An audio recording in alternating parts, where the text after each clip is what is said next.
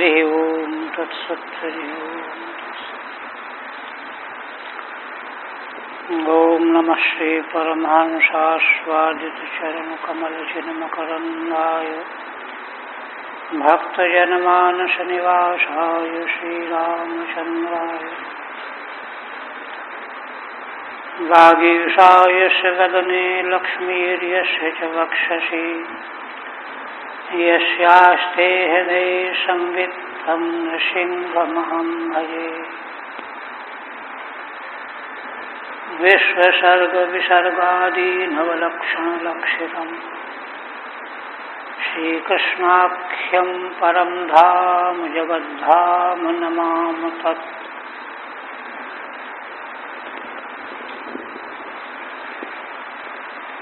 परम आदरणीय यति वृंद, भक्त वृंद एवं श्रोत वृंद,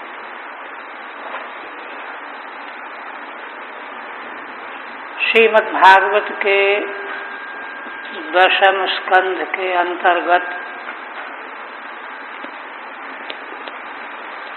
द्वितीय अध्याय का प्रसंग प्रस्तावित है। श्री भगवान देवी देवकी के उदरस्थ हो रहे हैं। उनका दर्शन करके कंस को पक्का मालूम पड़ गया कि इस बार भगवान विष्णु देवकी के गर्भ में आए हुए हैं और उनसे मुझे बड़ा खतरा है। पहले तो उसके मन में आया कि इस समय इसको मार ही डालूं, किंतु देखिए देवकी देवी का दर्शन करने से आसुरी भाव बदल गया उसका, क्योंकि देवकी के उदरस्थ भगवान विद्यमान है। तो इसलिए उसके मन में सद्विचार जग गया, अरे नहीं, एक तो यह स्त्री है, मेरी बहन है, गर्भवती है, अगर मैं ऐसा निकृष्ट कर्म करूंगा तो मेरी शूरता को कलंक लग जाएगा और सारे संसार में मैं जीवित रहते हुए भी मृत समझा जाऊंगा। संसार के लोग मुझे शापित करेंगे और मरने के बाद घोर नरकों में जाना पड़ेगा। ये विचार आया और उसने अपने को हटा लिया और अब गर्भस्थ भगवान से शत्रुत्वा भाव को जागृत करके निरंतर उन्हीं का ध्यान स्मरण करने लगा। चलते फिरते, खाते पीते, उठते बैठते, सोते जागते भगवान का ध्यान होने लगा। भगवान के ध्यान की इतनी महिमा 7वें स्कंद में बताई गई है कि भाव चाहे कोई हो, किंतु निरंतर भगवत चिंतन यदि बन जाए तो उस जीव का कल्याण निश्चित होता है। तो इसलिए भगवान के द्वारा कंस का भी उद्धार ही होना है। तो उद्धार होने के शुभ लक्षण कि द्वेष परवश होकर के रात दिन भगवान का चिंतन कर रहा है। अपश्यत तन्मयम जगत। इसके बाद भगवान के इस अनुग्रह का जब परिज्ञान ब्रह्मादिकों को हुआ तो वे अपने धाम से आ गए। श्री ब्रह्मा जी, भगवान शिव, सबसे बड़े तो यही दोनों हैं। फिर जब ये ही आ गए तो सारे देवता, ऋषि, महर्षि ये सब भी आ गए। और ये नहीं सोचा कि हम लोगों को ऐसी जगह पर नहीं जाना चाहिए, कारागार था वो। किंतु जब कारागार में भगवान पधारे हुए हैं तो हम लोगों का क्या, इसलिए आए और भगवान की भाव में स्तुति करने लगे। देखिए, श्रीमद् भागवत का जो स्तुति प्रकरण है वही श्रीमद् भागवत का सर्वस्व है, सारी स्तुति। क्योंकि स्तुतियां भिन्न भिन्न उपासकों के द्वारा की गई हैं, तो उपासकों की मनोवृत्ति, चित्तवृत्ति, भावना को भेद करके तो भेद है, किंतु सारी स्तुतियां श्रीमद् भागवत की हृदयंगम करने योग्य हैं। इन स्तुतियों के माध्यम से समग्र वैदिक साध्य और साधन को प्रकट कर दिया गया है। सारे वेदों के द्वारा साध्य का स्वरूप क्या बताया गया है एक, और उस साध्य को प्राप्त करने का साधन मार्ग क्या है, ये दो। क्योंकि वेदादि शास्त्र तो यही बताने के लिए प्रकट ही हैं, उनका तो काम ही यही है, साध्य साधन को प्रकाशित करना। किंतु स्तुतियों के माध्यम से थोड़े शब्दों में समस्त वेदों का प्रतिपाद्य जो साध्य साधन स्वरूप है उसका सार कह दिया गया है। तो ब्रह्मा जी ने पहले भगवान के सत्य रूपता का निर्वचन किया और शरण ग्रहण की। किंतु अगर मन में ये आवे कि नहीं, भगवान ही सब कुछ नहीं है, ब्रह्मा शिव आदि भी तो हैं, इंद्र आदि भी तो हैं, तो इस आकांक्षा पर ब्रह्मा जी ने सारे विश्व को एक वृक्ष के रूप में रूपक के द्वारा प्रस्तुत किया। माने सारा विश्व ब्रह्मांड क्या वस्तु है। देखिए, परमार्थ को समझने के लिए जब हम चलेंगे तो परमार्थ को समझने की दिशा में सारे विश्व ब्रह्मांड को हाथ में रखे हुए आंवले की तरह हमको पहले देख लेना पड़ेगा। इसीलिए दूसरे स्कंद में नारद जी ने जब ब्रह्मा जी से प्रश्न किया कि यह संसार कैसे बनता है, इसका आधार क्या है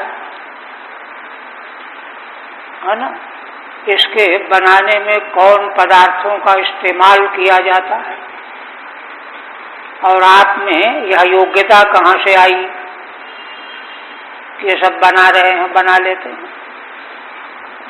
कई प्रश्न जुड़े हुए और वहीं उसी प्रश्न में सम्मिलित है कि यह सब मैं इसलिए जानना चाहता हूँ कि इससे आत्म तत्व का स्वरूप प्रकट होगा। आत्म तत्व निदर्शनम ये शब्द है वहां। तो आत्म तत्व का निदर्शन, क्योंकि देखिए जैसे शब्द का अर्थ क्या है, इसके लिए दार्शनिकों में कई तरह के सिद्धांत स्थिर किए गए। नैयायिक, वैशेषिक, योगी, मीमांसक, वेदांती, वैयाकरण, है ना, पदार्थ के संबंध में अपने अलग अलग चिंतन प्रस्तुत करते हैं और अपने मत को पुष्ट करते हैं। देखिए वहीं नास्तिक शिरोमणि बौद्ध बौद्ध का दर्शन क्या है? वे कहते हैं कि पदार्थ का ज्ञान व्यावर्त रूप में होता है। बौद्धों का मत है। जैसे गौ पद का अर्थ क्या है, तो भिन्न भिन्न दार्शनिक जो है उसका स्वरूप अलग अलग बताएंगे। बौद्ध क्या कहते हैं? कहते हैं गौ पद का अर्थ है ना, पहले जो जो अर्थ गौ पद का नहीं उसको हटाओ। गौ पद का अर्थ समुद्र नहीं है, पहाड़ नहीं है, नदी नहीं है, आकाश नहीं है, वायु नहीं है, जमीन नहीं है। फिर निषेध करते करते जो बच जाए वो गौ पद का अर्थ। ये बौद्धों की शैली है। खंडन इसका दर्प ये तो, किंतु देखिए एक दृष्टि है उनकी। उनका असल में अभिप्राय क्या है कि किसी वस्तु की पहचान सबसे अलग रूप में करनी पड़ती है। ये गौ इसलिए है कि ये भैंस नहीं है, बकरी नहीं है, पहाड़ नहीं है, मकान नहीं है, इसलिए ये गौ है। इस तरह से सर्वविलक्षण रूप में उसकी पहचान है। तो इसी तरह से परम परमार्थ भगवान और आत्मा ये क्या है, तो इनको भी समझने के लिए सबका हमको व्यावर्तन करना पड़ेगा कि ये भगवान का रूप नहीं, ये नहीं है, ये नहीं है, ये नहीं है, ये नहीं। तो वेदों की शैली भी यही है, नेत नेत के द्वारा। और सबका निषेध करते हुए करते करते जब निषेध सबका हो गया, अब निषेध करने को कुछ रहा ही नहीं। अब कुछ जो रहा उसका निषेध हो नहीं सकता, जो रह गया उसका निषेध हो ही नहीं सकता, क्योंकि वह तो निषेध का साक्षी, निषेध को प्रकाशित करने वाला है। अब प्रकाशित करने वाले का निषेध करोगे, निषेध सिद्ध ही नहीं होगा। इस रूप में परमार्थ तत्व का वेदों के द्वारा निर्वचन किया जाता है। तो श्री ब्रह्मा जी ने अपनी स्तुति में संसार रूपी आदि वृक्ष का स्वरूप बताया और दूसरे श्लोक में कहा कि जो लोग आपकी माया से मोहित हैं वे यद्यपि आप ही इस सृष्टि को बनाने वाले हो, रक्षण करने वाले हो, आप ही इसका प्रलय करने वाले हो, किंतु माया मोहित चित्त वाले वे नानात्व को देखते हैं। जो सब कुछ आप ही हो, त्रिसत्य हो ना, आपको देख नहीं पाते। कौन लोग देखते हैं? जो विपश्चित लोग, विद्वान लोग हैं। जो विद्वान विपश्चित कौन है? जिनको भगवान का अनुग्रह प्राप्त है, वे ही नाना जगत में आपके स्वरूप को देख पाते हैं। यहाँ तक हुआ 28 तक। अब आगे विभर्ष रूपाण्यवबोध आत्मा क्षेमाय लोकस्य चराचरस्य सत्वोपपन्नानि सुखावहानि सताम भद्राणि मुहुःखलानाम्। अब देखिए पीछे जो प्रथम श्लोक और अग्रिम 2 श्लोकों के द्वारा जो भगवत स्वरूप स्थापित किया गया ब्रह्मा जी के द्वारा, तो वैसा रूप भगवान का है, किंतु आप अनेक प्रकार के रूप धारण करते हो। नहीं तो विरोध हो जाएगा कि वर्णन तो आप ऐसा भगवान का रूप कर रहे हो, भगवान इस रूप में दर्शन दे रहे हैं, विरोध हो जाएगा, अलग अलग होगा।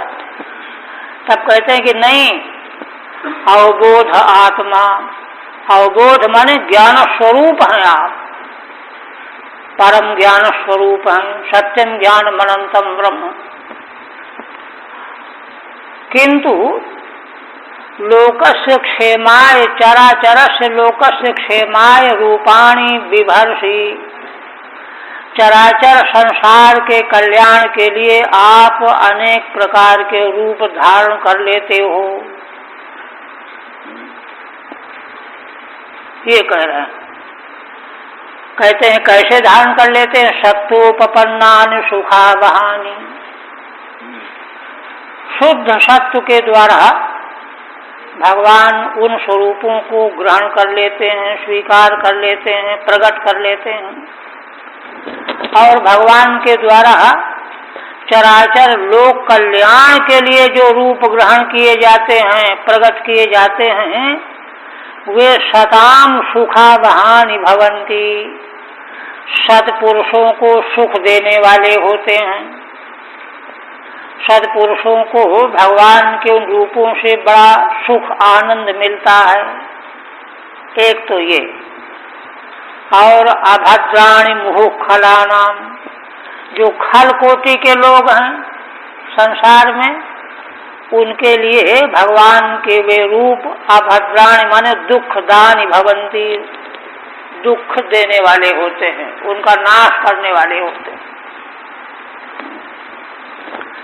ऐसे आप जो हैं रूप चराचर जगत का कल्याण करने के लिए धारण करते हो।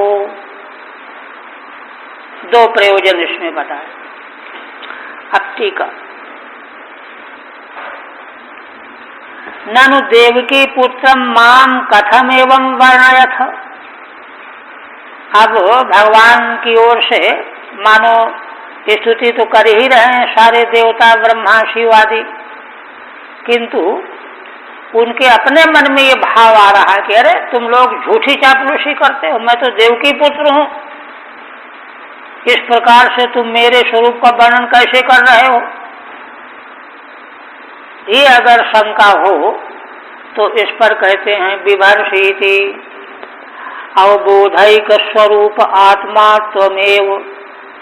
हे भगवान, पीछे हम लोगों ने जो कहा है कि आप अवबोध स्वरूप हैं और प्राणी मात्र की आत्मा भी हैं, किंतु ऐसे होते हुए भी आप त्वमेव रूपाणि मूर्ति बिभर्ष धत्ते, वही आप ही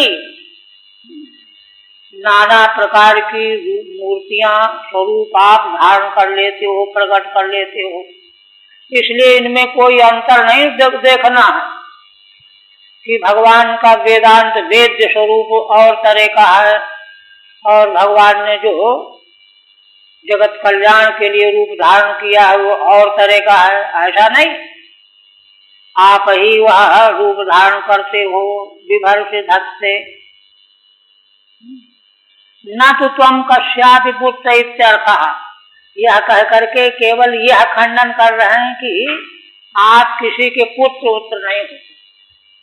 ये तो बहुत जगह निषेध किया गया, आप भगवान किसी के पुत्र नहीं होते। पुत्र पिता व्यवहार तो यह माइक जगत में चलता है, भगवान तो सर्वातीत सत असत कार्यकाल से परे हैं।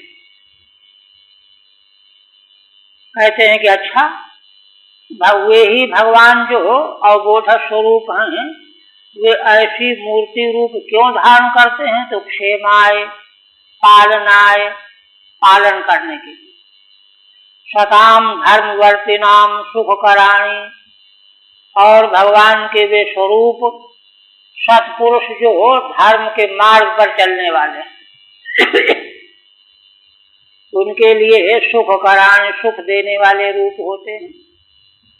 और खलानाम अभद्राणि नाशकानि, खल जो दुष्ट पुरुष हैं उनका नाश करने के हेतु होते हैं।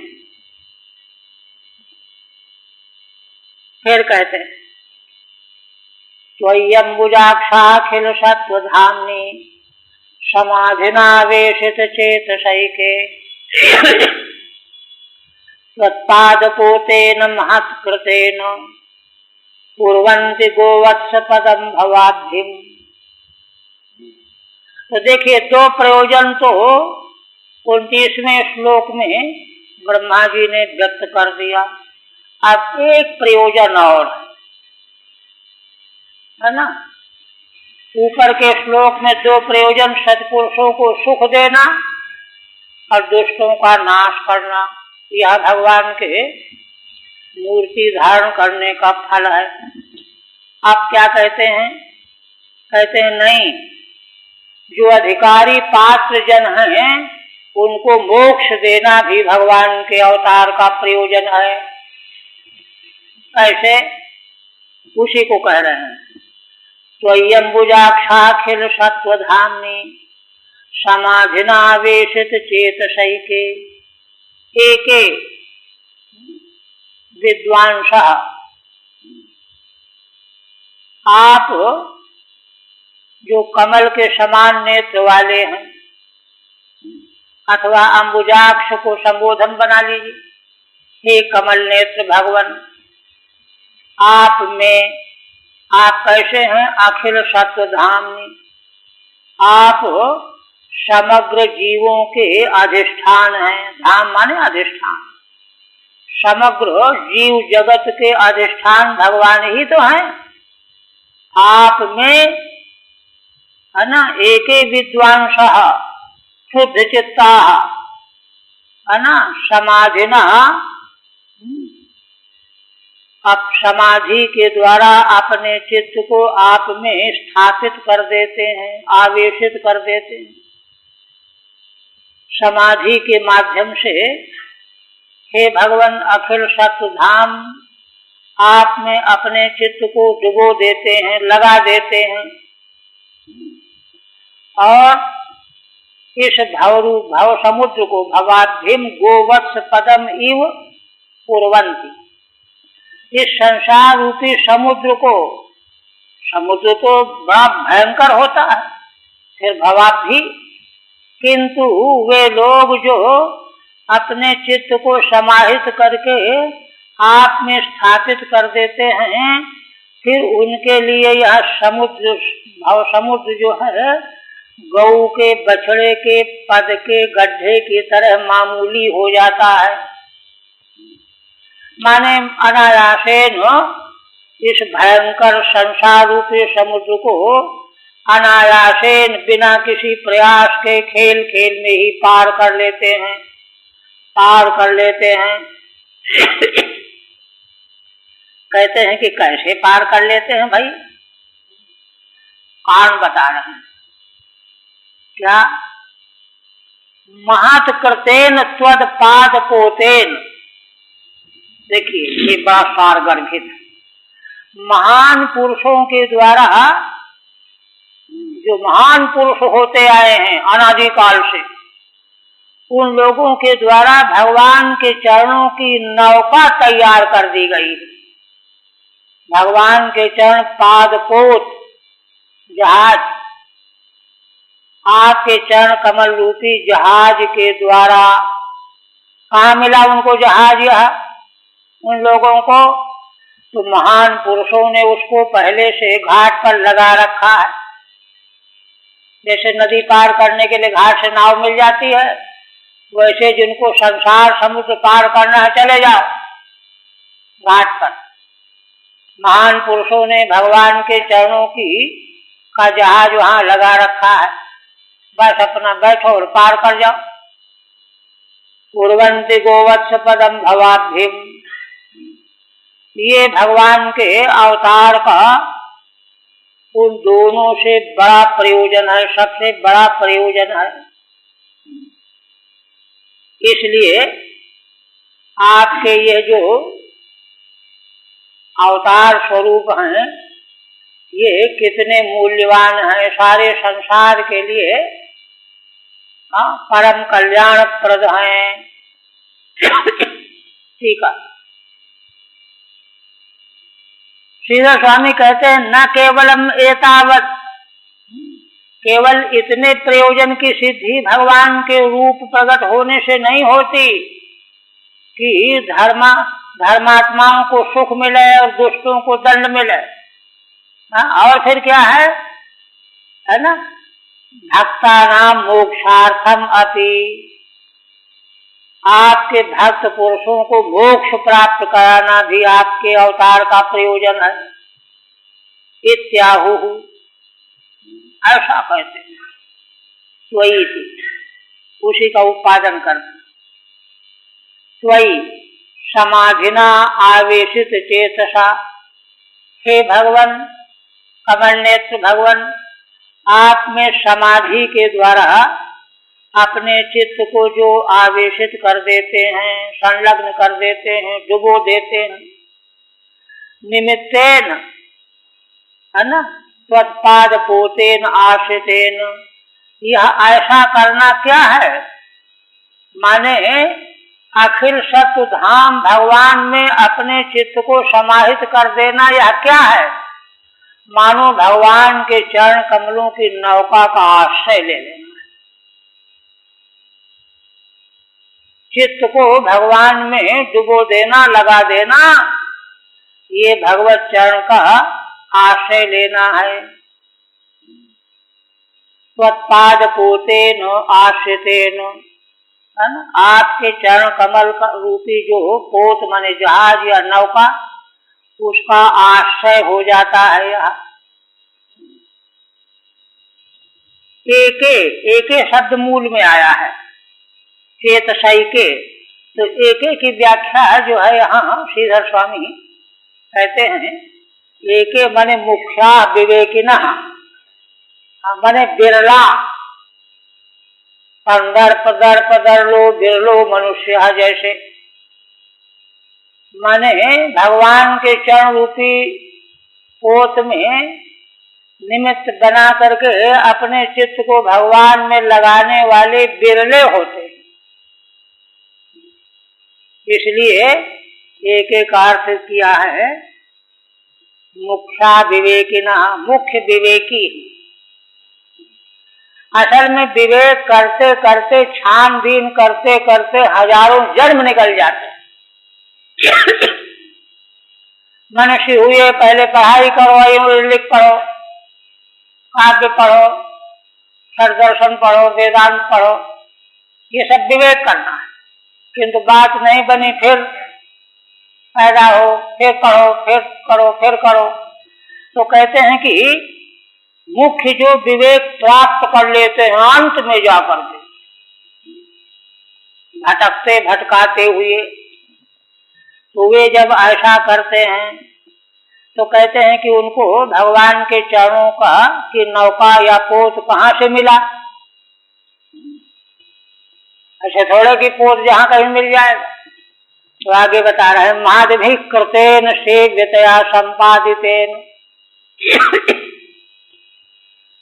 पूर्व के महान पुरुषों ने, ब्रह्मा जी ने, शिव जी ने, इंद्रादिकों ने, ऋषि महर्षियों ने भगवान के चरणों को समुद्र पार करने के आश्रय के रूप में स्वीकार किया है। तो संप्रदाय परंपरा से वह बात दूसरों को मिल गई है। इसलिए माधवी कृतेन सेव्यतया संपादितेन, उसकी परंपरा चली आ रही है। सभी महापुरुष जो होते आ रहे हैं तो भगवान के चरणों को ही सेव्य रूप में मानते आ रहे हैं, कहते आ रहे हैं, बताते आ रहे हैं। तो इस मान्यता के आधार पर दूसरों को भी मालूम पड़ गया कि भाई संसार समुद्र पार करना है तो भगवान के चरणों की नौका का सहारा लेना चाहिए। ये आजकल की तो खैर बात दूसरी। एक बार महाराज जी वाराणसी में किसी प्रसंग में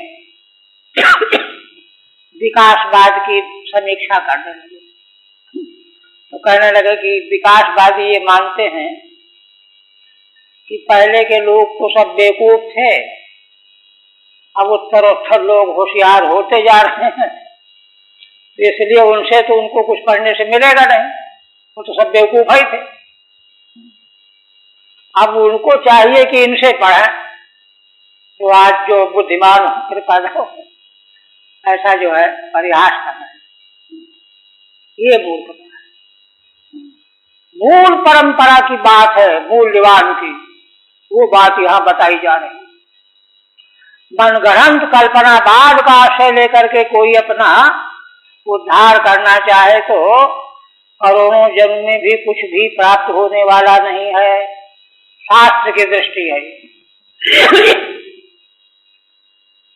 यद्वा इदमपि मायामय इत्यनादरम परित्यज्य इदमेव महत् सर्वोत्कृष्टमिति मनसि कृतेन। महत् कृतेन की व्याख्या बदल रहे हैं श्रीधर स्वामी। एक अर्थ तो अभी ये किया गया कि महान पुरुष जो परंपरा से होते आए हैं, आज तक एक भी महापुरुष ऐसा नहीं हुआ जो भगवान के चरणों का आश्रय लेने वाला न हुआ हो। तो उससे भगवान के चरण ही संसार पार करने के लिए नौका रूप है, ये बात मिल गई। दूसरी व्याख्या क्या कर रहे हैं, ये दुआ कहते हैं कि दूसरे लोग जो हो अपने को जरा ज्यादा बुद्धिमान समझते हैं कि हम औरों की तरह थोड़ा, हम ज्यादा बुद्धिमान। तो ज्यादा बुद्धिमान क्या समझते हैं? इदमपि मायामयम, भगवान का यह स्वरूप जो प्रकट हुआ यह भी मायामय ही है, इसलिए इसको देख करके आगे बढ़ो। मायामय वस्तु में लगे रहोगे क्या? ये मूर्खता देखिए। हमने बताया कि साध्य साधन दोनों स्थितियों के मध्य में है, साधन की बात है। इदम भी मायामयम ऐसा मान करके इत्यनादरम परित्यज्यो, ऐसा जो लोग मूर्खता से अनादर करते हैं भगवान के सगुण विग्रह का, उसका त्याग कर। नहीं ऐसा नहीं। अनादरम परित्यज्यो इदमेव महत् सर्वोत्कृष्टमिति मनसि कृतेन, जब पक्का हो जाए कि नहीं भगवान का सगुण साकार स्वरूप ही अत्यंत महान है, ऐसा जब मन में निश्चय हो जाए, देखिए तभी असल में भगवान के चरणों को नौका बनाएगा व्यक्ति। नहीं तो जो है सुन करके हूं करके और भाग जाए। मनस कृतेन बहुमते नित्यर्थ, माने श्रीधर स्वामी कहते हैं कि उसके प्रति बहुत मनन करके पक्का कर लिया है कि नहीं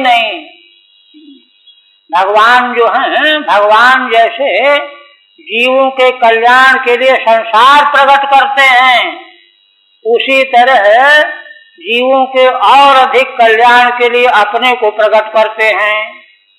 ये अकाट्य वैदिक सिद्धांत है ये। इसलिए बहुमते नेत्यर्थ है ना। तो इस तरह से भवाद्धिम तुच्छी कुर्वन्ति, संसार समुद्र को गौ के बछड़े के खुर के गड्ढे की तरह, माने कुछ भी नहीं, उसको पार करना तो कोई समस्या ही नहीं। गौ के वत्स के उसको पार करना क्या है, आसानी से दौड़ता चला जाएगा व्यक्ति, है ना। भवाद्धिम तुच्छी कुर्वन्ति अर्थात अनायासे नयु भजनानुष्पादिनी तेषां मुक्तिरित्यर्थः, माने बिना किसी आयास के ही भगवान के भजन के प्रभाव से उनको मुक्ति अनायासेन प्राप्त हो जाती है ना। गोवत्स का जो चिन्ह है वह दृष्टांत इसलिए दिया गया है कि माने बिल्कुल अनायास है, मुक्ति प्राप्त करना कोई बड़ी बात ही नहीं है, बिना किसी परिश्रम के संपन्न हो जाने वाली है, ऐसा कर लेते हैं। मुक्तिरित्यर्थः ये बात है। फिर कहते हैं स्वयं समुत्तीर्य सुदुस्तरम द्विमन भवानवम भीममदभ्रसौ हृदा भगवत्पदाम्भोरुह नावमत्र ते विनिधाय याता सदनुग्रहो भवान। अपूर्वोक्त सिद्धांत को और सुस्पष्ट करते हुए ब्रह्मा जी कह रहे हैं, कहते हैं कि भगवान स्वयं समुत्तीर्य सुदुस्तरम द्विमन, द्विमन संबोधन, तेजोमय भगवान संबोधन, प्रकाश स्वरूप भगवान, है ना। ये जो महान पुरुष संसार में आ रहे हैं ना, ये भवानवम स्वयं समुत्तीर्य, संसार रूपी समुद्र को स्वयं तो पार कर ही लेते हैं। विशेषण है भवानव कैसा, सुदुस्तरम, जिसका पार पाना बड़ा ही कठिन है, अच्छी प्रकार से दुष्कर है, सुदुष्कर है। ऐसे संसार समुद्र को वे पार कर लेते हैं, स्वयं पार कर लेते हैं। एक विशेषण और भीमम, बड़ा भयानक भी है, हिम्मत नहीं पड़ती, कहीं डूब जाएंगे, मर जाएंगे। संसार समुद्र को पार करने की जो तैयारी करते, सोचते हाय क्या कैसे पार करें, मर जाएंगे, डूब जाएंगे, ऐसा भयानक है यह, किंतु इसको पार कर लेते हैं। कहते हैं कि ठीक है, ठीक है, पार कर गए, बस अब क्या रहा। कहते हैं कि देखो उन्होंने तो पार कर लिया भगवान के चरणों के नौका के द्वारा, पार करके, और उस नौका को सोचे कि कोई अब तो हमारा काम चल गया, हटाओ, क्या करना है, बहने दो नौका को, चली जाने दो, नष्ट कर दो, जला दो। ऐसा नहीं, वे संसार के दूसरे जीवों के प्रति बड़ी भारी कृपा, अनुग्रह, करुणा रखते हैं। वही कह रहे हैं अदभ सौहृदा, संसार के सभी जीवों के प्रति जिनका सौहार्द अदभ माने निर्दशय है। ईश्वर अंतदेव, सारे संसार के प्राणियों का दुख मुझे मिल जाए, ये सौहार्द है। ऐसे अदभ सौहृदा, संसार के जीव को दुख से छुटकारा मिल जाए, जैसे हमको मिल गया है ऐसे इन सबको छुटकारा मिल जाए। अदभ सौहृदा, इसलिए क्या करते हैं, भगवत्पदाम्बोरुह नावमत्रते, आपके चरण कमल से प्रकट हुई जो नौका, इसी के आश्रय से उन्होंने पार किया है ना। अब उस नौका को, है ना, अत्र निधाय याता, यहीं पर छोड़ करके चले गए। दूसरे आएंगे वो भी पार करेंगे, तीसरे आएंगे वो भी पार करेंगे, अपना चले गए, अपने को क्या करना। याता, कहते हैं कि सदनुग्रहो भवान, यह सब क्यों होता है। देखिए, एक तो उन महान पुरुषों का भगवान के चरण कमल रूपी नौका के सहारे संसार को पार कर लेना, और अदभ करुणा होने के कारण उस नौका को सुस्थिर बनाए रखना। ये नहीं कि अपना काम चल गया क्या करना, ये नहीं, बनाए रखना। यह सब, ये दोनों काम कैसे हुए, कहते सदनुग्रहो भवान, आपके सत अनुग्रह से हुई। अंतिम में भगवान का अनुग्रह कारण है कि भगवान के चरणों की नौका के प्रति विश्वास बन गया, आस्था बन गई। देखिए, इस तरह की बात ब्रह्मा जी से भगवान ने कही। तीसरे स्कंध में जब ब्रह्मा जी अपने मूल कारण भगवान को नहीं जान पाए, आकाशवाणी ने कहा तप करो तप करो तप। तप में बैठ गए तो समाधि में भगवान के लोक का, भगवान के स्वरूप का दर्शन दर्शन नहीं हुआ। स्तुति की ब्रह्मा जी और भगवान ने उनसे बातचीत की, मार्ग बताया। तो भगवान जब ब्रह्मा जी को वरदान दे रहे हैं तो कहते हैं कि देखो ब्रह्मा जी, जब तुम अपने मूल को जानने के लिए खिन्न हो रहे थे, दुखी हो रहे थे, हाय कुछ पता नहीं चल पा रहा किसने हमको पैदा किया है, तब मैंने अनुग्रह करके तप करो तप करो तप करो साधन का उपदेश किया। उपदेश तो कर दिया, किंतु साधन मौजूद होने पर साधक उसको ग्रहण करे तब ना। तो कहते हैं कि दूसरा अनुग्रह मेरा यह है कि तुमने उसमें यह नहीं सोचा कि अरे प्रलय काल का समय है, कोई तो है नहीं, कोई असुर दैत्य तो नहीं ये बोल रहा है, अगड़म बगड़म, कोई भरोसे की चीज है कि नहीं। किंतु भगवान की आकाशवाणी पर भरोसा बन गया। तो यह जो मेरे तप करो तप करो तप करो कहने के फलस्वरूप तुमको विश्वास मिल गया कि भगवान की आज्ञा है और तुम तप में लग गए। एष में ते अनुग्रह, यह मेरा तुम्हारे प्रति अनुग्रह ही है। क्या मतलब निकला? भगवान के अनुग्रह के बिना है ना सन्मार्ग रूपी साधन में विश्वास ही नहीं होता। कोई न कोई तिकड़म सब सोच लेगा, मन गड़बड़ कर देगा।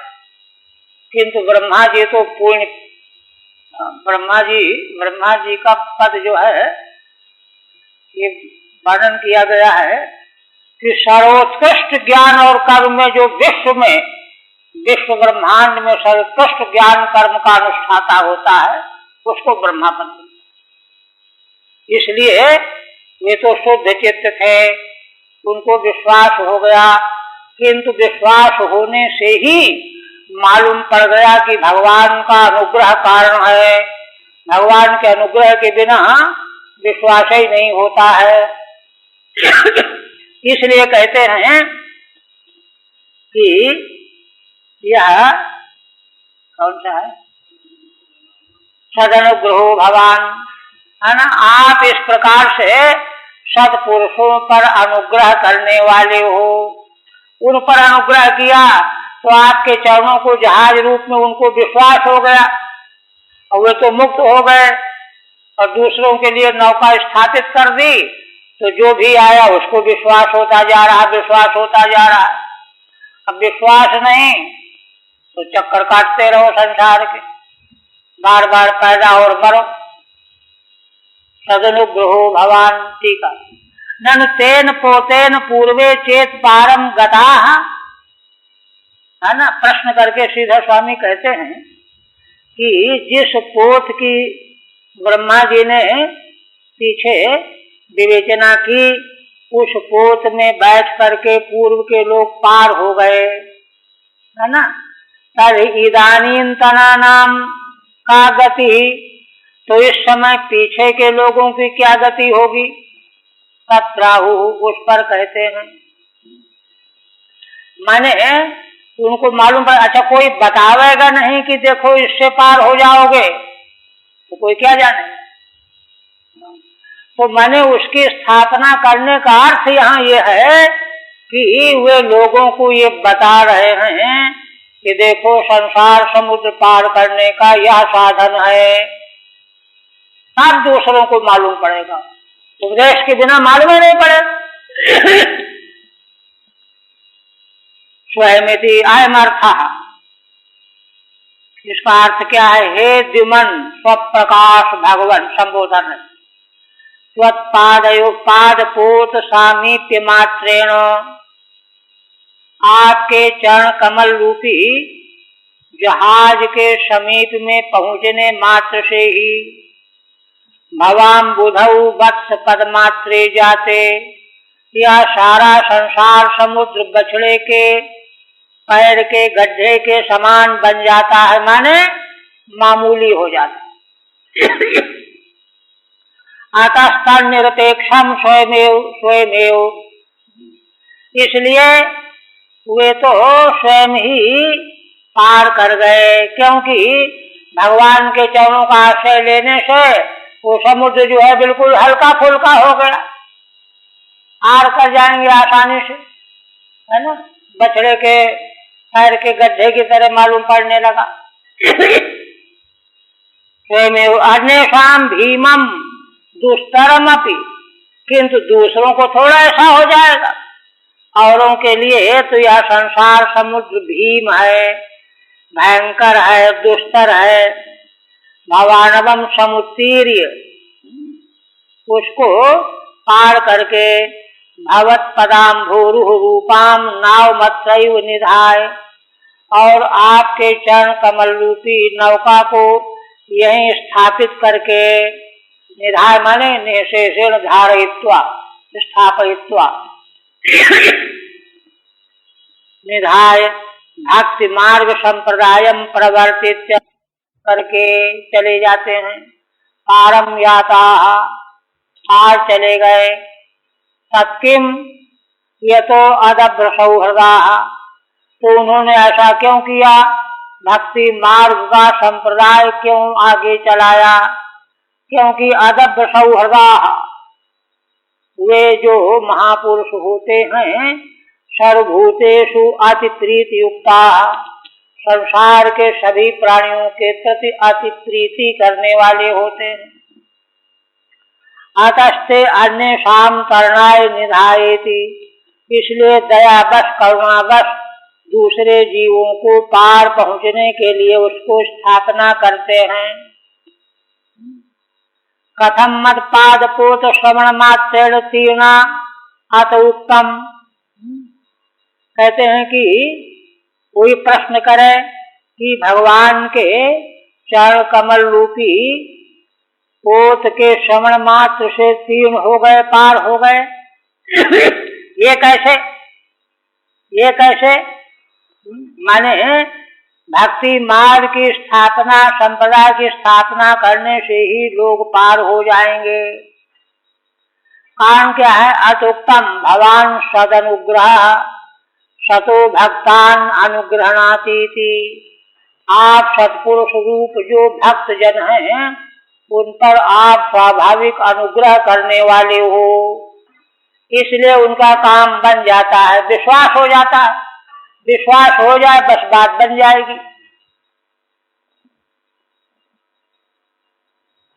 आप देखिए, आप दूसरी बात कहते हैं, जो भगवान के भक्ति मार्ग का आश्रय न लेकर के अपने विद्या बल, ज्ञान बल, साधना के बल के द्वारा जो संसार समुद्र को पार कर लेना चाहते हैं, उनकी दुर्दशा का वर्णन क्या कहते हैं, ये निर्विंदाक्ष विमुक्त मानिनः, देखिए वो कैसे होते हैं, अपने को पहचानना चाहिए इस संकेत के द्वारा।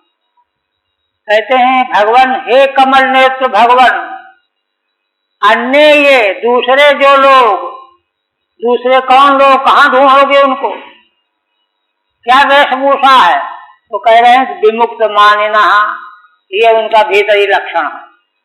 जो ये सोचते हैं कि हम तो मुक्त हो ही गए, विमुक्त मानी है, विमुक्त मानिना।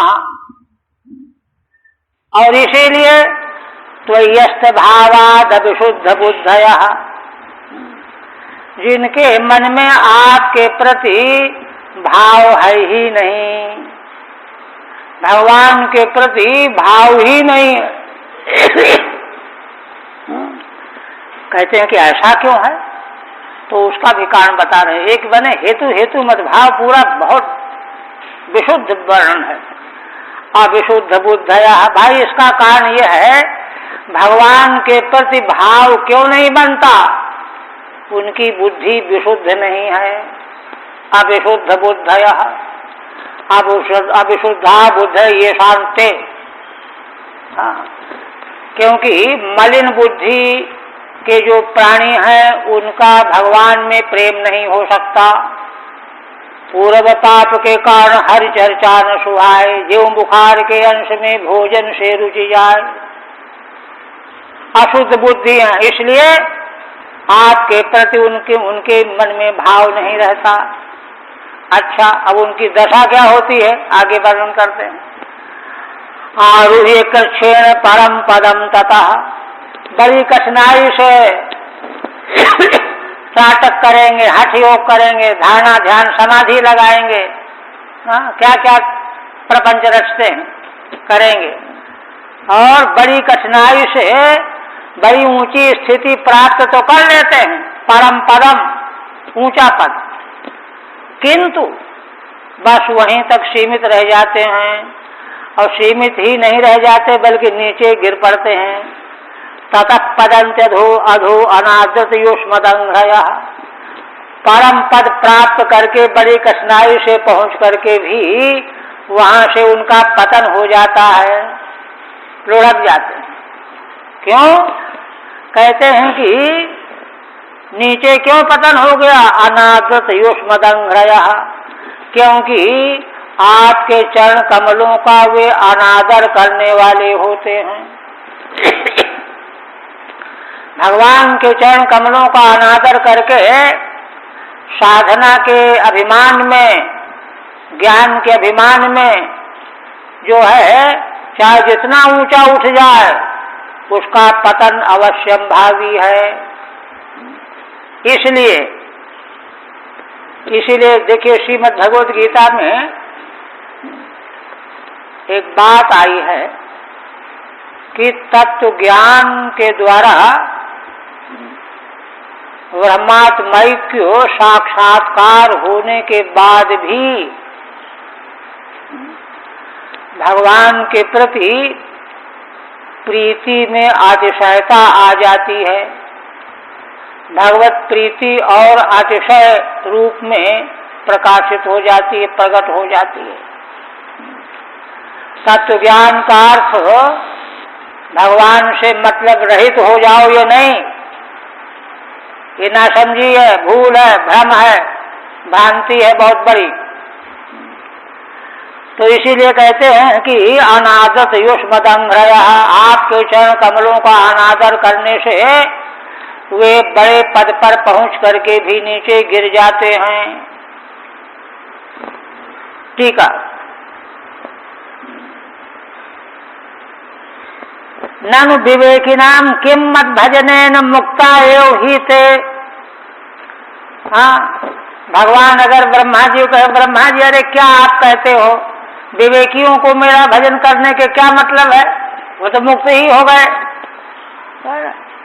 तब इस पर कहते हैं ते तत्राहु ये न्येति, कहते हैं कि ये दूसरे लोग, एके वाले तो महापुरुष कहे गए थे, अब ये अन्य लोग, दूसरे लोग, 2 नंबर वाले लोग, विमुक्त मानिनः, विमुक्त मानी है, विमुक्ता वयमिति मन्यमाना, अरे हम तो मुक्त हो गए हैं, ऐसा मानने वाले हैं। त्वयि अस्तो निरस्तो अत एव आसन, इसलिए आपके प्रति उनका भाव समाप्त हो जाता, निरस्त हो जाता है। यो भावस्तस्मात् भक्तेरभावादित्यर्थः, है ना, भक्ति का भाव होने से न विशुद्धा बुद्धि ये शांते, क्यों भक्ति का भाव क्यों हुआ? उनकी बुद्धि विशुद्ध नहीं रही। ते तथा अथवा यद्वा त्वयि अस्तभा इति छेदः, दूसरी व्याख्या है, माने आप में जिनकी प्रज्ञा लुप्त हो गई, है ना, केवल वाद विवाद में रुचि लेने वाले हैं, उसी को जो है विद्या समझते हैं। ये अस्तमतयो वादे से विशुद्ध बुद्धयः, केवल वाद विवाद में, तर्क वितर्क में, खंडन मंडन में ही जिनकी बुद्धि बहुत प्रवेश करती है। कृच्छेण बहुजन्म तपसा, वे बड़ी कठिनाई से बहुत जन्मों तक तप करते करते परम पद मोक्ष सन्निहितम, परम पद इसलिए कहा जाता है मोक्ष के पास तक पहुंच तो गए किंतु मोक्ष को नहीं स्पर्श कर पाए। मोक्ष सन्निहितम सतकुल तपः सुतादि, है ना, अच्छा कुल, अच्छा तप, अच्छा ज्ञान होने पर यहाँ तक पहुंच गए। अब अगर होश में आ जाए तो बेड़ा पार हो जाए, किंतु होश में आते नहीं, इसलिए पतन्ति विघ्नैः अभिभूयन्ते, उनका पतन होना क्या है, विघ्नों के द्वारा वे पराभूत हो जाते हैं। ऐसा क्यों हुआ? न आद्रतौ युष्मदंघ्रियैस्ते, क्योंकि उन्होंने इतनी शक्ति प्राप्त करके भी आपके चरणों का आदर नहीं किया। अच्छा, अब जो भगवान के चरणों का आश्रय लेने वाले हैं उनकी सुगमता का वर्णन करते। तथा नते माधव तावका क्वचित भ्रश्यन्ति मार्गा त्वयि बद्ध सौहृदा, त्वयाभिगुप्ता विचरन्ति निर्भया विनायकानि कपुमूर्धसु प्रभो। हे भगवान, जैसे इन लोगों को, अपने को मुक्त मानने वालों की दुर्दशा होती है, इस प्रकार से हे माधव, जो आपके भक्त जन हैं, वे कभी भी क्वचित कहीं भी, है ना, मार्ग से पतित नहीं होते। क्वचिदपि मार्गात् त्वयि न भ्रश्यन्ति, पतित नहीं होते। क्यों? कारण क्या है कि वे भगवान के प्रति सौहार्द बांधे रखने वाले हैं। भगवान के प्रति सर्वाधिक सौहार्द हो, ये शर्त है। और इसीलिए त्वयाभिगुप्ता विचरन्ति निर्भया विनायकानि अनिकपमूर्धसु प्रभो। हे भगवान, जब वे आपके चरणों में बद्ध सौहार्द वाले होते हैं तो आपके द्वारा उनकी बड़ी रक्षा की जाती है। त्वया अभिगुप्ता सुरक्षिता, और इसीलिए निर्भय होकर के जहाँ चाहते हैं घूमते रहते हैं। निर्भया विचरन्ति, कहाँ कहाँ घूमते हैं? विनायकानि कपमूर्धसु प्रभो। विनायक माने जो उपद्रव करने वाले हैं, विघ्न करने वाले हैं, उनके जो अनिकप माने विघ्न करने वाले जो हैं, झुंड के झुंड हैं, डाकिनी शाकिनी वगैरह, तो उनकी जो सेना है, सेना के पालक, उनके सिर पर पैर रख करके वे निर्भय विचरण करते हैं। उनको ऐसी निर्भयता मिल जाती है। ठीक है, त्वदीयास्तु न कदाचिदपि पतन्ति त्याहु। हे भगवान, जो आपके भक्त जन हैं वे कभी भी पतन को प्राप्त नहीं होते, यह कहते हैं तथा नेति। विनायका माने विघ्न हेतवः, विघ्न करने वाले, है ना। तेषाम अनेकानि, उनकी सेना है, हजारों वीर हैं विघ्न करने वाले। स्तोमाः माने झुंड, समुदाय। तानि पान्ति, ये उन विघ्न करने वाले सैनिकों की जो रक्षा करते हैं, सेनापति, विघ्नों के सैनिकों के सेनापति, इनको कोई नष्ट न करे। ये तेषाम मूर्धस विचरन्ति, उन रक्षकों के सिर पर पैर रख करके भी भक्तजन विचरण करते हैं, है ना। विघ्नान जयन्ति इत्यर्थः, सारे विघ्नों को जीत लेते हैं।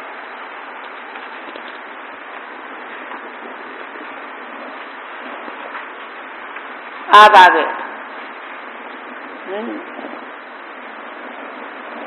आप आगे कहते हैं सत्वं विशुद्धं शयते भवान् क्षितौ शरीरिणां सेय उपायनं वपुः वेद क्रिया योग तपः समाधिस्तवार्हणं येन जनः समीहते। बहुत मूल्यवान बात कही जा रही है। श्री ब्रह्मा आदि देवगण कहते हैं कि भगवान देखो, 3 प्रयोजन तो पीछे विवेचन करके स्पष्ट कर दिया है ना। धर्मात्माओं को सुख पहुंचाना और अधार्मिक उद्दंडों को दंड देना और भक्तों को मोक्ष देना, विघ्नों से रक्षा करना।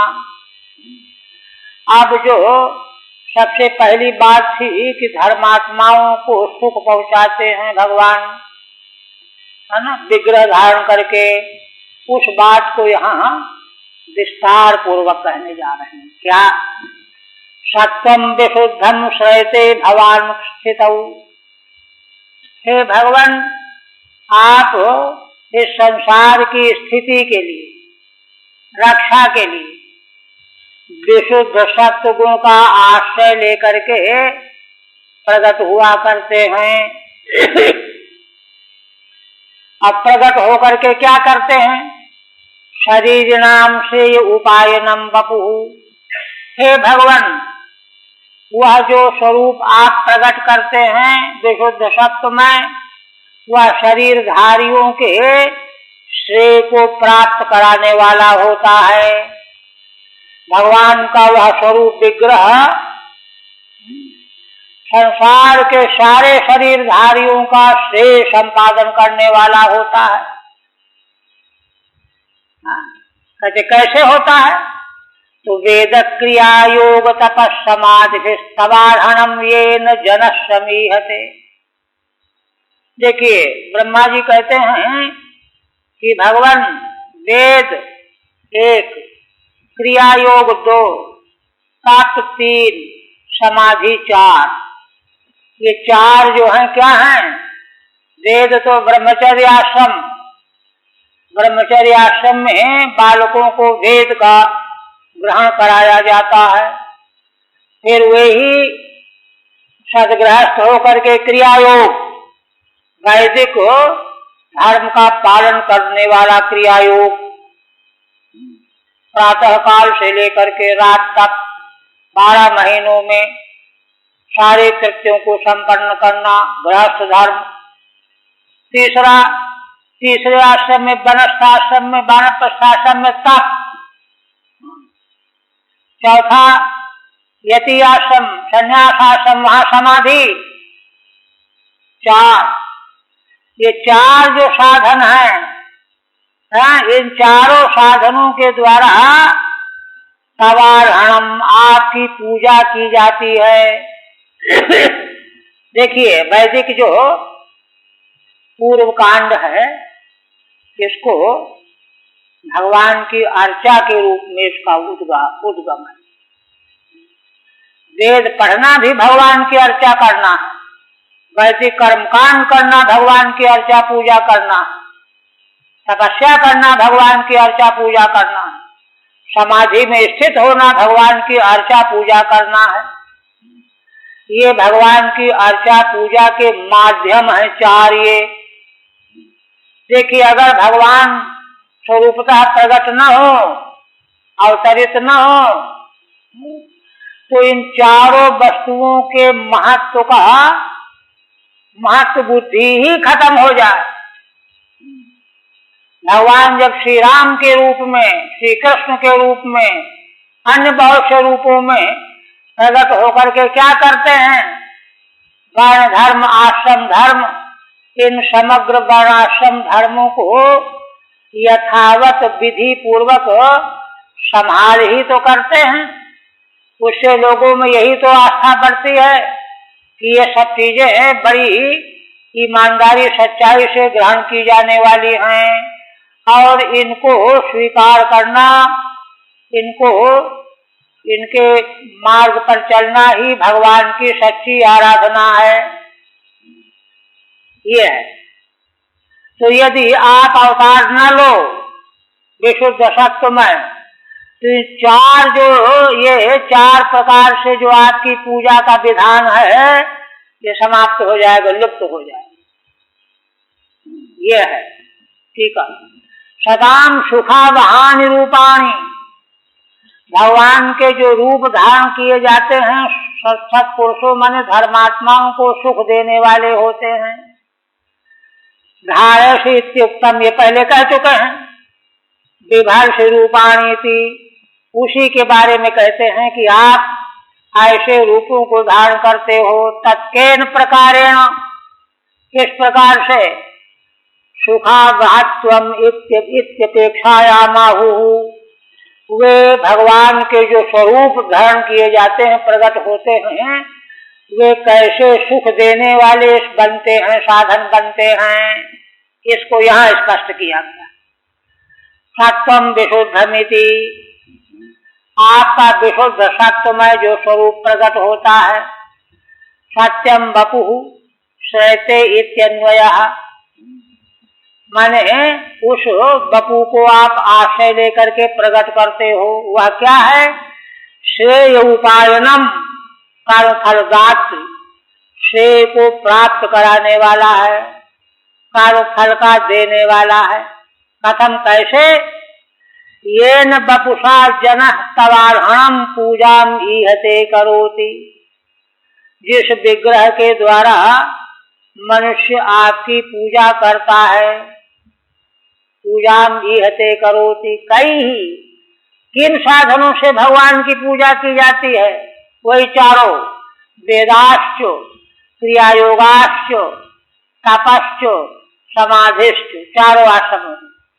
कई चतुराश्रम धर्मैरित्यर्थः, इन चारों के द्वारा चारों आश्रमों के धर्म कहे गए हैं। इनके द्वारा भगवान की आराधना की जाया करती है।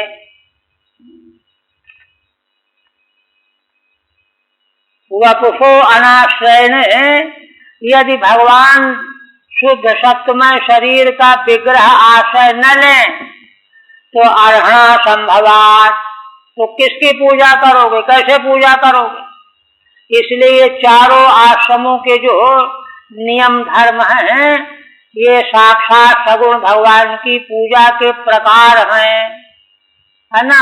और नहीं तो ना कर फल सिद्धि स्यादिति, कर्म के फल की सिद्धि ही नहीं होगी। अच्छा देखिए, इसीलिए जो इन मार्गों से चलते रहते हैं वे फिर उनमें यह बात नहीं आती कि अरे हम तो मुक्त ही हो गए, अब हमको भगवान की भक्ति क्यों करनी है, ये उनमें ये बात नहीं आई। फिर कहते हैं, अरे टाइम तो बढ़ता ही जा रहा है। आप कहते हैं सत्वम न चेद्धातरिदम निजम भवेत्, विज्ञानम अज्ञान भिदापमार्जनम, गुण प्रकाशैरनुमीयते भवान प्रकाशते यस्य च येन वा गुणः। अब एक बात और कहते हैं, कोई यह सोच ले कि अरे वर्णाश्रम धर्म का पालन करके हमको कुछ फल तो लेना नहीं है, हम तो विदेह मुक्ति चाहते हैं, मुक्ति चाहते हैं, जिनको फल लेना हो करते रहे भगवान की भक्ति। ऐसा कोई सोचे कि हम तो साक्षात सद्य मुक्ति चाहने वालों में से हैं, हमारा कार्य दूसरा है, बाकी लोग कुछ न कुछ संसार के कर्मों के फल चाहते हैं, तो उनको भक्ति करना जरूरी है, हमको जरूरी तो नहीं है। उस पर कहते हैं देखो कैसे जरूरी नहीं है। देखिए बहुत ऊंची बात कहते हैं, सत्वम न चेद्धातरिदम निजम भवेत्, विज्ञानमज्ञान भिदापमार्जनम। कहते हैं कि हे भगवान, हे धाता, संबोधन है भगवान के लिए, इदम सत्वम वपुः यदि न भवेत्, आपने जो यह स्वरूप प्रकट किया है, अगर यह प्रकट न होता तो क्या होता है? विज्ञानम अज्ञान भेदापमार्जनम।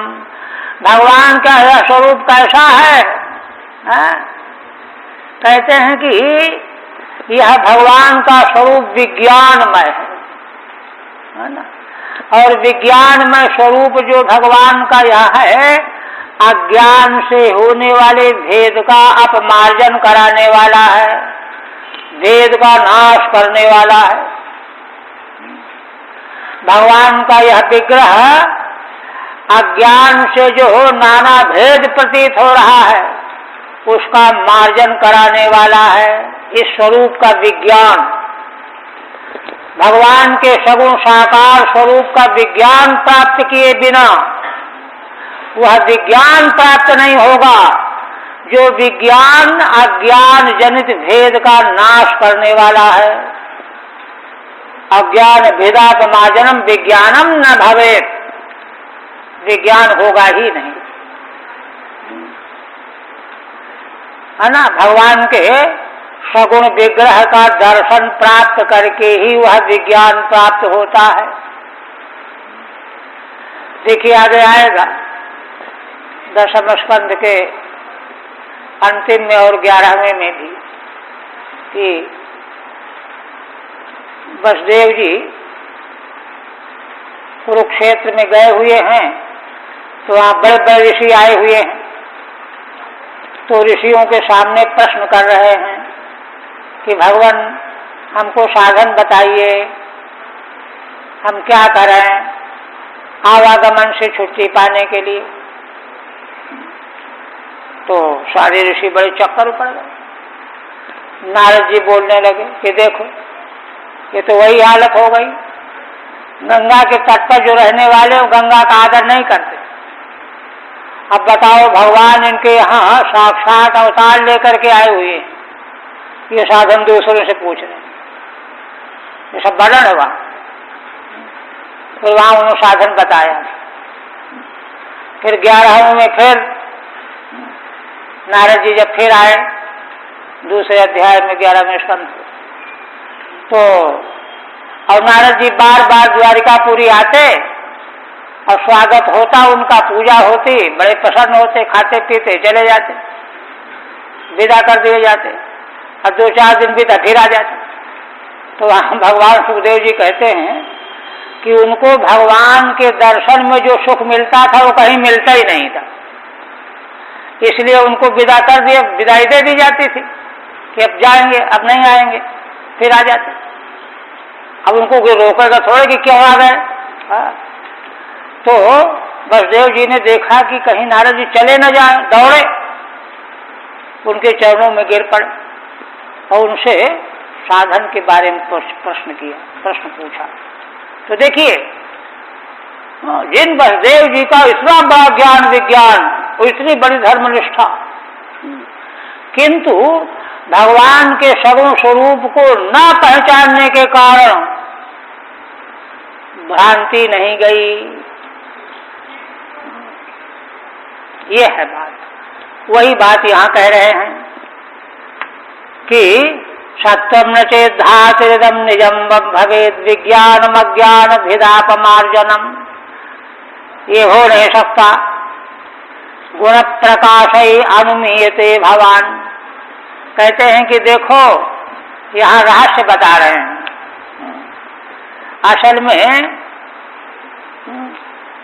असल में हम लोगों के पास जानने समझने के साधन क्या है? इंद्रियां हैं, अंतःकरण है।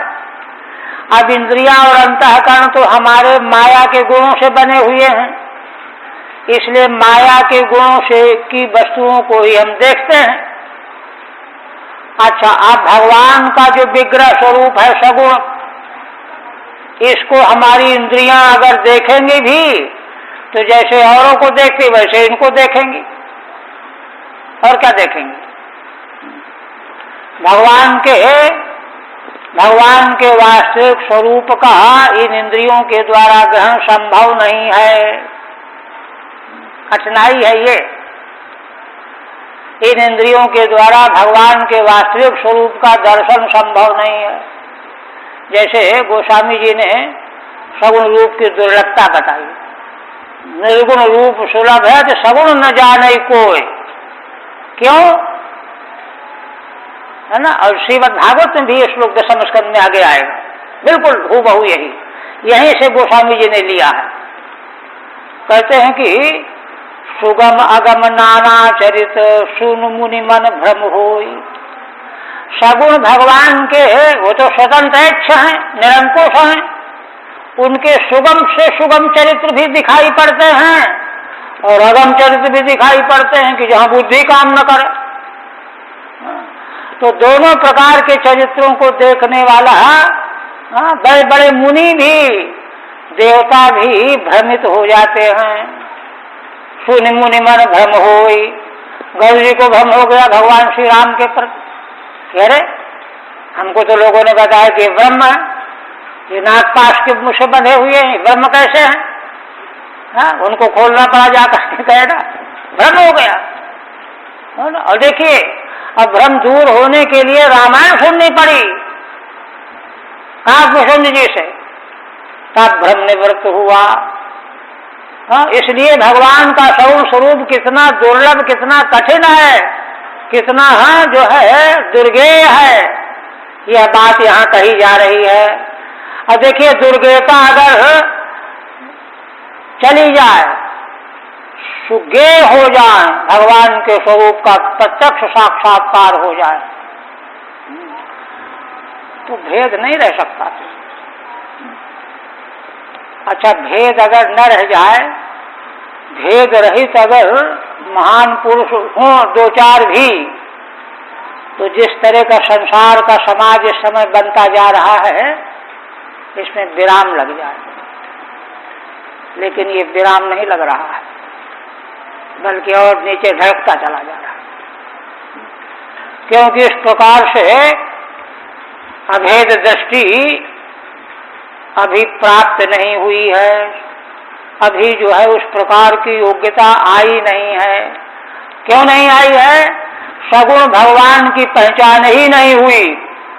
देखिए श्रीमद् भागवत का प्रतिपाद्य विषय यही है कि यह सारा विश्व ब्रह्मांड, अनंत विश्व ब्रह्मांड, प्रारंभ देखिए कहां से है, पहले ही अध्याय भगवान सुखदेव जी जहां से भागवत का आरंभ करते हैं दूसरे स्कंध में ना, उनके प्रश्न का उत्तर देने के लिए कि मरिमान मनुष्य को क्या करना चाहिए, क्या नहीं करना चाहिए, इस प्रश्न का उत्तर देते हुए क्या कहते हैं, जहां धारणा का विषय आया, पाताल में तस्य ही पाद मूलम, यहीं से आरंभ है ना। विश्व ब्रह्मांड सारा का सारा भगवान के अवयव के रूप में प्रकट कराया सुखदेव जी ने। इस रूप में जब तक हमको दिखाई न देने लगेगा, तब तक वह विज्ञान हमको प्राप्त नहीं होगा। रामगीता में, उसमें अध्यात्म रामायण, रामगीता में भगवान श्री राम लक्ष्मण जी को उपदेश करते हुए कहते उत्तरकांड, यावन्न पश्येद अखिलम मदात्मकम तावन मदाराधन तत्परो भवेत्। वत्स लक्ष्मण देखो, जब तक यह सारा विश्व ब्रह्मांड मेरा स्वरूप न दिखाई देने लगे, ये लक्षण है, जैसे डॉक्टर कहता है देखो, है ना, जब बिल्कुल थर्मामीटर से नाप लेना तब दवा बंद करना। यावन्न पश्येद अखिलम मदात्मकम तावन मदाराधन तत्परो भवे, तब तक मेरी आराधना में तत्पर रहना चाहिए। अच्छा, तो कोई लोग समझते हैं कि अरे ये तो कह दी जाती है बात, कोई संसार भगवान का रूप थोड़े दिखाई देने लगेगा। वही कहते हैं श्रद्धालु व्यक्ति उचित भक्ति लक्षण, जो श्रद्धालु है ना, जिसमें भक्ति भाव अत्यंत ऊर्जित बनी हुई है, यस्तस्य दृश्यो महान्य समृद्धि, ऐसा जो भक्त मेरा भक्त है उसको मैं समग्र विश्व ब्रह्मांड में दिखाई देने लगता हूँ। ये भगवान का वचन है। इसलिए भाई इसका न तो अपलाप किया जा सकता है, न इसको बट्टे खाते में डाला जा सकता है। इसलिए यही विराम करते हैं ना। तो अच्छा, ये वो है 35वां टीका कल करेंगे ना।